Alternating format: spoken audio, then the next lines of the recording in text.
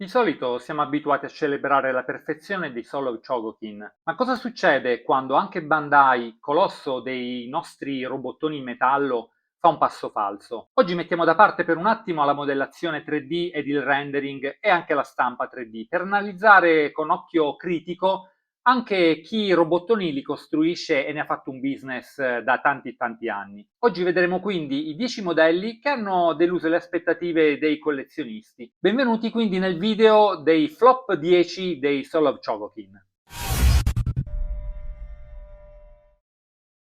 Dopo il successo della classifica dei top 10 dei Soul of Chogokin, ho deciso di avventurarmi in un territorio decisamente più pericoloso e divisivo, ovvero i peggiori modelli esclusivamente robotici prodotti da Bandai nella linea Soul of Chogokin dal 97 ad oggi, cioè al 2026. Ma perché ne parliamo in questo canale? Chi di voi si occupa di modellazione e anche di stampa 3D sa perfettamente che il diavolo sta nei dettagli. Quindi uno sculpt sbagliato, magari un piccolo dettaglio, una proporzione che non torna o anche una finitura di vernice che sembra plastica anziché cromata oppure comunque come la volevamo possono rovinare ore e ore di progettazione e anche di soluzioni ingegneristicamente molto avanzate. In questa classifica ho applicato lo stesso metodo di giudizio che ho applicato anche nella top 10 e ho valutato lo sculpt, la rispondenza con i disegni originali, le finiture e ovviamente poi il mio gusto personale. Non valuterò quindi la rarità o il prezzo di mercato, neanche la collezionabilità del modello, ma soltanto quanto funziona esteticamente e tecnicamente il modello stesso. Ma prendiamola per quello che è una chiacchierata tra amici leggera da leggere e da guardare sotto l'ombrellone. Quindi ovviamente ogni commento è ben accetto, anzi magari nei commenti fatemi sapere qual è la vostra top 3 dei peggiori Solve Chogokin appunto a vostro parere, ma mi raccomando nei commenti usiamo toni moderati, nessun commento volgare. Partiamo quindi subito con la posizione numero 10, ovvero quello che è meno brutto di tutti. Iniziamo questa classifica con un modello del 2021 che sulla carta aveva tutto per essere un piccolo capolavoro, ma che poi alla prova dei fatti in realtà ha mostrato il fianco a diverse critiche. Sto parlando del GX96 Getter Robo Go. Esteticamente parlando devo dire che mi lascia un po' interdetto. La fedeltà infatti al design originale dell'anime è alta e la dotazione di accessori anche abbastanza generosa, ma proprio questa fedeltà lo porta in questa classifica, almeno per me, perché se devo essere sincero anche l'originale non mi fa proprio impazzire. Ed anche la colorazione non mi esalta, con delle scelte cromatiche delle tre astronavi che poi si trasformano in robot, che secondo me sono un po' troppo diverse. Infatti si passa da un rosso molto acceso ad un verde molto molto spento e da un blu che invece è un po' una via di mezzo, che quando sono esposte come navicelle vanno anche bene. Il problema è che in alcune trasformazioni, in alcuni robot, penalizzano il robot nel suo complesso. Poi sicuramente se lo si tiene in mano si sente che il prodotto è di qualità,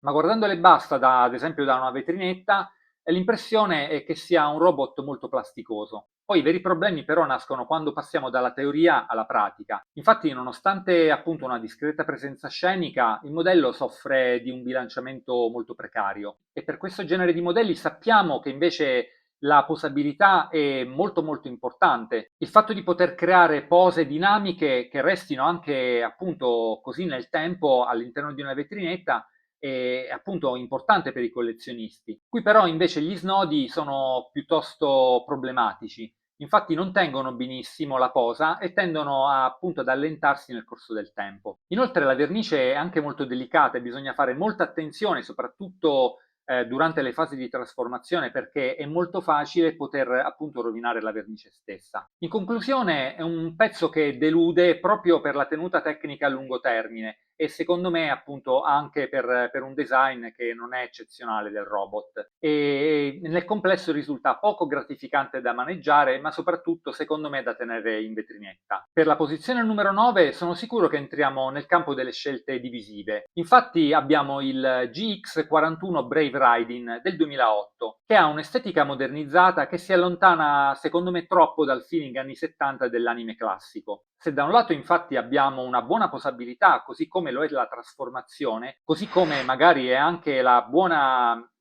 confezione con tanti optional, insomma con una buona dotazione all'interno della scatola, dall'altro manca quasi totalmente quel carisma del robot originale, quel carisma che poi cerchiamo in un Solove Chogokin. È un bel robot assolutamente, però probabilmente non è il Raidin che avremmo voluto all'interno appunto della nostra vetrinetta. Al numero 8 un flop recente che ha deluso molti. Sto parlando di un modello del 2022, ovvero il GX101 dai Tetsujin 17. Nonostante la trasformazione e anche gli accessori, che secondo me sono molto validi, lo sculpt del volto e del corpo secondo me è un buco nell'acqua. I colori risultano poi piatti e la posabilità è piuttosto limitata. E per chi come noi studia i volumi dei robot, secondo me questo Daitetsujin non cattura minimamente la solidità e anche il carisma che aveva nel cartone animato originale. Risulta esteticamente lontano e si merita quindi un bel posto numero 8 nella nostra classifica. Al numero 7 sicuramente un'altra scelta che sarà molto divisiva. Sto parlando del GX01R, ovvero il Mazinga Z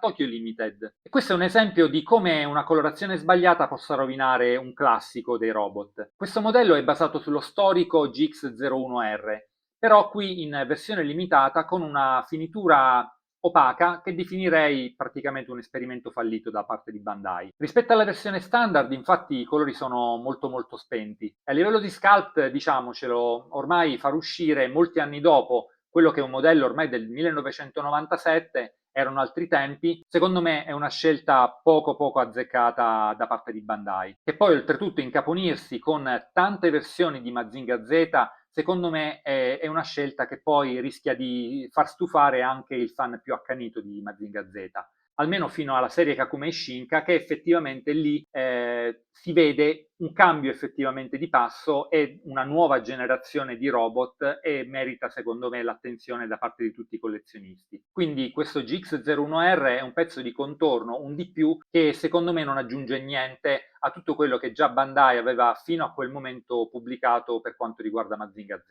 Al numero 6 un set del 2024 che ha ricevuto un'accoglienza decisamente fredda. Sto parlando del GX108, l'accoppiata Rain X1 e Diana Alpha. Nonostante la particolarità della coppia inedita, ci troviamo di fronte a proporzioni errate e finiture che sanno troppo di robot di plastica. Il rapporto qualità-prezzo, come vedremo anche per qualche altro robot che seguirà, è ai minimi storici rispetto alla serie Solove Chogokin. Ed è un po' come il Mazinga Z di prima, cioè alla fine è una riedizione di altri modelli precedenti, altri modelli femminili magari, che sono altri personaggi, ai quali i modelli Bandai ha semplicemente cambiato colore e ha cambiato la testa. E secondo me è un po' pochino. Inoltre poi quando le finiture sono così plasticose, magari anche soltanto dovuto a una colorazione un po' troppo semplicistica, per un collezionista è difficile anche giustificare l'acquisto e in questo modo appunto questi stessi robot, questi stessi modelli non giustificano la loro presenza all'interno di una vetrinetta di modelli di Solove Chogokin. Al numero 5 il GX37 King Joe del 2007. Il King Joe, come molti sapranno, è un robot della serie Ultraman della fine degli anni 60, ovvero quella serie in live action, ed è quasi un robot iconico. Non è fatto male assolutamente, anzi Bandai l'ho reso anche in maniera piuttosto fedele rispetto a quella che era la trasposizione televisiva. Il problema è che una volta assemblato è un vero e proprio mattone, nel senso che è molto rigido e risulta quasi essere una statua leggermente snodata e leggermente articolata. Oltre ad avere una trasformazione piuttosto lunga è anche un po' frustrante, che rischia anche di danneggiare i pezzi che ne fanno parte. Quindi non è un problema di sculpt questa volta, ma in generale è proprio di design. Cioè è un robot troppo datato, secondo me, che è fedele all'originale ed è un robot e quindi può entrare in questa classifica. E si trova almeno un paio di generazioni più lontano e antecedenti rispetto ai robottoni che noi vorremmo vedere all'interno di una serie come Soul of Chogokin, almeno sempre secondo me. Al numero 4 si posiziona il Gaiking del 2005, ovvero il GX27, che è basato sul remake e che soffre un problema fondamentale. Sostanzialmente sembra un giocattolo degli anni 70 o dell'inizio degli anni 80. Sostanzialmente uno di quei giocattoli con cui avrei potuto giocare io da bambino, che però avevano un prezzo molto inferiore rispetto a un Soul of Chogokin. Nonostante la buona stabilità e anche gli accessori abbastanza completi, la plastica prevale troppo e quella sensazione di solido pezzo di metallo che dovrebbe avere un Solar Chogokin in questo modello non lo troviamo assolutamente. Inoltre poi lo sculpt a mio parere non è fedele e alcune parti secondo me sono rese anche in maniera piuttosto grossolana. Insomma manca quel fascino di un vero Solar Chogokin che dovrebbe avere appunto un Solar Chogokin anche di quegli anni, perché comunque stiamo parlando di un modello che ha più di 20 anni. Quindi siamo arrivati alla top 3. Se volete sapere quali sono i 3 peggiori Solovc Chogokin, allora continuate con questo video. Partiamo dalla prossima posizione, ovvero la numero 3. Al numero 3 un modello che è sulla stessa linea del precedente. Sto parlando del GX18, ovvero il Getter Dragon del 2003. Un modello che negli anni è invecchiato piuttosto male. Infatti, sebbene il design sia abbastanza aggressivo e anche la dotazione di armi sia piuttosto completa all'interno della scatola, i giunti tendono ad allentarsi con una facilità eccessiva. Inoltre, a livello estetico, le soluzioni trovate, ad esempio per le giunture, per l'attaccatura delle cosce al bacino, sono secondo me anacronistiche. Ed anche per quanto riguarda le finiture, le scelte cromatiche sono molto discutibili. Ad esempio, appunto, le cosce cromate, come sapete, a me è una soluzione che non piace molto.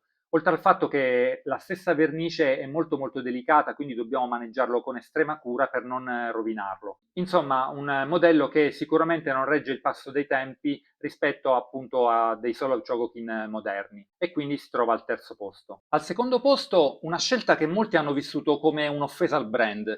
Sto parlando del GX116 Pliers del 2025. Dedicare uno slot della linea principale a dei piccoli accessori di supporto per il robot GaoGaigar, con una scala ridotta oltretutto, è un'utilità tutta da vedere, comunque minima, è quasi incomprensibile da parte di Bandai. Manca totalmente la sostanza di un robottone, anche se poi alla fine a tutti gli effetti lo è un robot. A mio avviso è uno dei peggiori SOC nel rapporto soprattutto qualità-prezzo, quindi quello che paghi rispetto a quello che ricevi. E soprattutto quando lo vedi, quando vedi quella scatola dici ma perché l'hanno fatto? E siamo arrivati al vincitore assoluto, quindi il flop one di questa classifica. Sto parlando del GX32 Gold Lightan del 2007. Dal punto di vista ingegneristico è fatto anche bene. Si trasforma perfettamente in un accendino, ma appunto si trasforma in un accendino. Cioè, nei Transformer degli anni 80, i giocattoli, c'era quel Transformer che si trasformava in musicassette. Accendino in questo caso mi sembra veramente eccessivo, soprattutto perché adesso non è più un giocattolo, ma stiamo parlando di un solo Chogokin, un modello da collezione, che poi quando l'ho visto la prima volta mi è sembrato prima un lingotto d'oro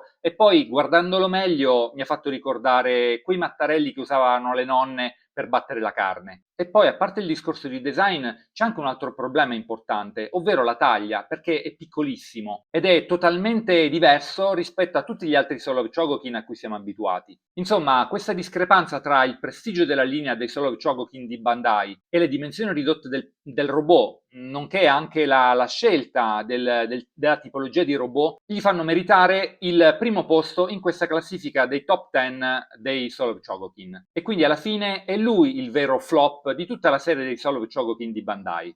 Bene, siamo arrivati alla fine di questa classifica un po' insolita. Fatemi sapere nei commenti cosa ne pensate. Se siete d'accordo o in caso contrario, qual è secondo voi la flop 3 dei Solo Chogokin? I gusti però sono soggettivi, quindi se siete interessati ad acquistare questi Solo Chogokin, in descrizione troverete qualche link per poterlo appunto acquistare direttamente su Amazon. E magari sono così brutti da essere diventati anche iconici e desiderabili oltre che collezionabili. E se invece della perfezione dei modelli Bandai preferite qualcosa di più custom, unico e fatto a mano, allora date un'occhiata ai miei robot modellati e stampati in 3D, dalle dimensioni questa volta generose, dal momento che quello più piccolo è alto 25 cm, almeno per adesso, anche se qualcos'altro sta arrivando un pochino più piccolino. Quindi qui in sovrimpressione troverete qualche esempio, ma nel mio canale troverete anche altri video ed altri ancora stanno arrivando. Quindi se il video vi è piaciuto e se vi piacciono i robottoni in generale, ad esempio i robottoni stampati in 3D, allora mettete un like e continuate a seguire questo canale perché nei prossimi mesi ne vedrete delle belle. Per oggi è tutto, noi ci vediamo presto, ciao a tutti!